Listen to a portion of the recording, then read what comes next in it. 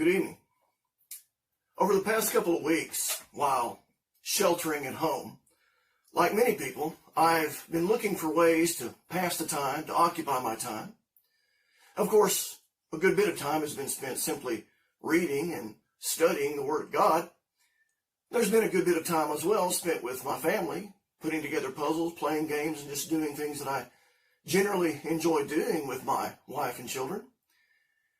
But I also have to acknowledge this. There has also been Netflix. Now, in all honesty, much of what is offered on Netflix is of little interest to me, but I do like a good documentary. And if there's one about things of a historical or even religious nature, I'll probably give it a look. And one such series that is currently showing on there that apparently was filmed a few years ago is one that's called The Story of God.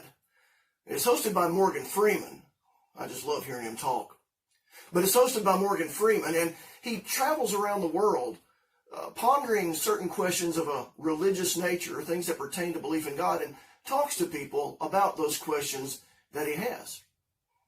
And in one episode recently, his travels took him to Texas, where he interviewed the pastor of a well-known mega church. I won't mention the pastor's name, but if I did, it would be a name that most of you would probably recognize. And I took note as Mr. Freeman asked this man about the message that he delivers to his congregants, that the man noted that he really makes it a point not to preach about a whole lot of doctrinal stuff. Doctrine is one of those things that can certainly have a divisive impact on people when they discuss religious things. And because of this, there are many preachers who, like the one in Texas, choose just to avoid preaching on the subject of doctrine. I've even heard one such preacher claim that doctrine really isn't all that important. I just can't bring myself to agree with that statement. Of course, first of all, it might be helpful to clarify what it is that I'm talking about when I'm talking about doctrine. In the sense to which I'm referring, Merriam-Webster defines it as something that is taught.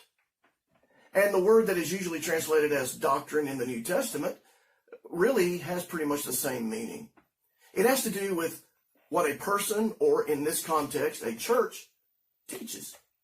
What it teaches with regard to salvation, with regard to worship, and even with regard to the work that Christians or churches ought to be doing.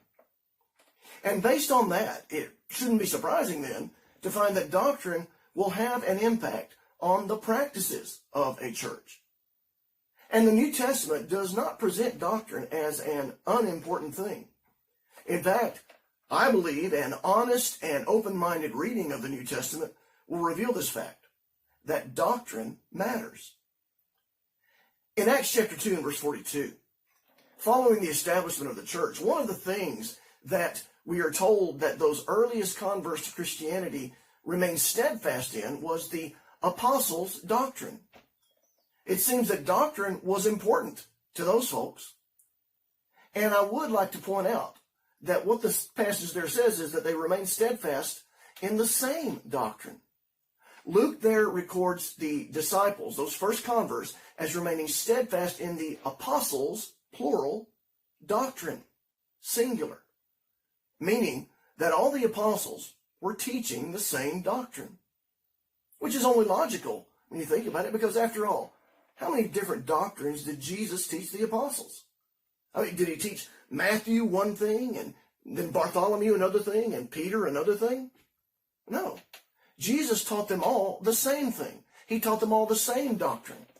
And if the apostles were faithful to what Jesus taught them, then they all taught the same doctrine when they went out teaching. Well, Acts chapter 2 and verse 42 indicates that this is what the apostles did. Not only this, but we can also note that they taught this singular doctrine, this one doctrine, wherever they went.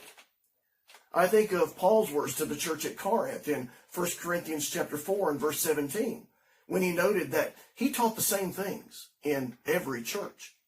He didn't teach one thing at Philippi, and another thing at Corinth, and another thing at Ephesus. I've heard it said that the water is purest the closer you get to the source of the spring. And when you go back to the beginning to see how things were when the Lord first established the church, before the onset of all the religious confusion we see in the Christian world, you find that there was but one church, first of all, but you also find that the same doctrine was being taught and practiced wherever members of this one church assembled and worked together. And yes, it was important to do that. It was important to remain within the one doctrine. John, in 2 John verse 9, 2 John only has one chapter, but in 2 John verse 9, the Apostle John wrote that anyone who goes too far and does not abide in the doctrine of Christ does not have God. The doctrine of Christ that John refers to there is the same doctrine that is referred to as the Apostles' doctrine in Acts chapter 2. It is simply the doctrine that Jesus gave to the apostles, both through his teaching while here on earth, as well as the guidance he gave them through the Holy Spirit after he left the earth. But the apostles all taught one doctrine. And those who were taught by them, if they continued to remain faithful, they continued to preach that one doctrine as well. But not everyone did. Not everyone continued to teach the same doctrine. And that did matter. We can see that in places like 1 Timothy chapter 1 and verse 3, where Paul urged Timothy to charge some that they should teach no other doctrine. Other than what? Other than the doctrine of Christ. But by the end of the first century, there were already other erroneous doctrines popping up. Paul said those doctrines should not be taught.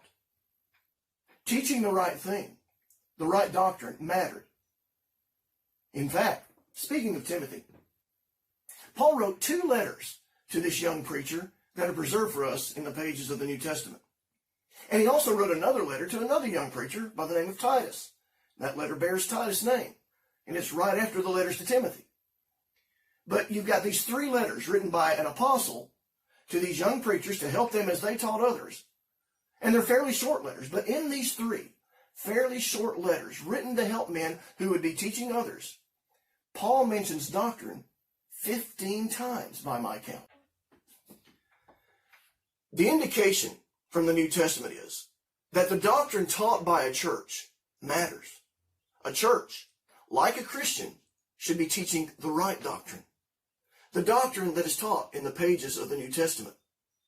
I truly believe that if we all limited ourselves to just teaching that doctrine, we would all be teaching the same thing. And there would be a lot less religious confusion in the world.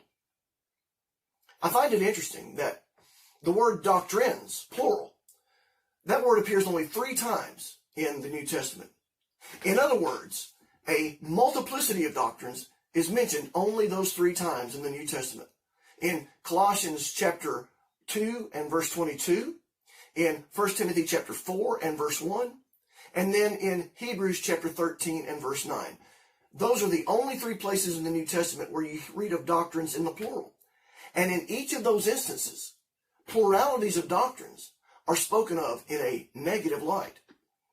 In Colossians chapter 2, Paul writes of religious regulations that some will needlessly subject themselves to, noting that such have not come from God, but from the doctrines of men.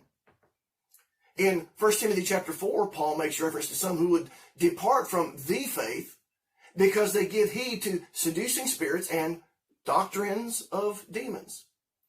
And then in Hebrews chapter 13, we're told that we should not be carried about with various and strange doctrines. So again, whenever plural doctrines are mentioned in the New Testament, the writer is warning the reader against such. On the other hand, whenever doctrine is spoken of in a positive light in the New Testament, it's always in the singular.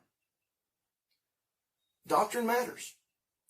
That is to say, what is taught matters. It matters to the eternal well-being of the one who is being taught, to be sure, but I tell you what, it also matters to the eternal well-being of the one who is doing the teaching. Let's all look for ourselves to the source of pure doctrine, not some creed book or worship manual, but the New Testament of Jesus Christ. We do that, and we'll be a lot further along our path toward heaven. I hope you have a good day.